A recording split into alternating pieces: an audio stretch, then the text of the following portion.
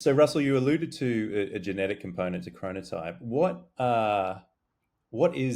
the proportion of, for example, environment to genetic uh, Mm. exposure that creates a chronotype? Yeah, I In a mean, where we person? have good data is we can see polymorphism, subtle changes Mhm. in some proteins encoded by genes, which are different. I mean, there's one. I talked about familial advanced sleep phase syndrome. It's one amino acid change in one of the clock proteins, in fact, a Hmm. clock 2 protein, and it's a phosphorylation site. So Mhm. it's a really important protein, It's a really important, yeah, yeah. amino acid, and therefore that has a big effect.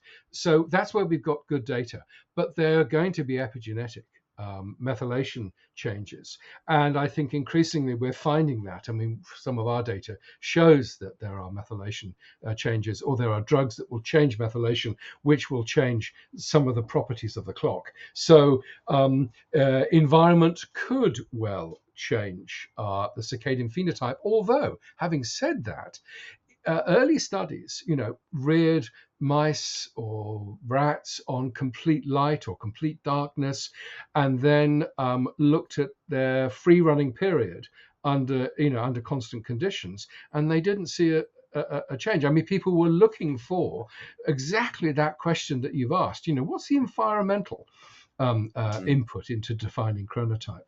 And in the early days, people couldn't really see how environment was changing. It seemed to be very strongly genetically determined, and I Hmm. think it is. I think that is it. But I would be extremely surprised if there isn't some epigenetic wobbles and Mhm. modifications that can influence it a bit.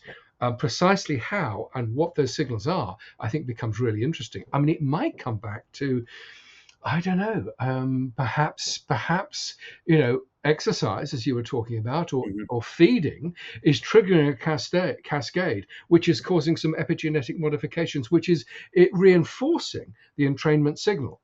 I don't know. I'm guessing, but I think it's going to be a really interesting area to explore. Yeah.